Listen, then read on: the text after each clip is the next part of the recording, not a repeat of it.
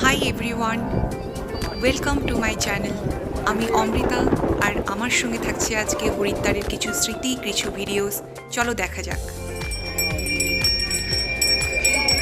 আমরা দুর্ভাগ্যবশত হরকিপৌরিতে যেতে পারিনি, কিন্তু তোমরা হরিদ্বারে গেলে অবশ্যই হরকিপৌরিতেই গঙ্গা আরতি দর্শন করতে যেও। আমরা এখানেই শেষ পর্যন্ত আমাদের এখানেই দেখতে হলো।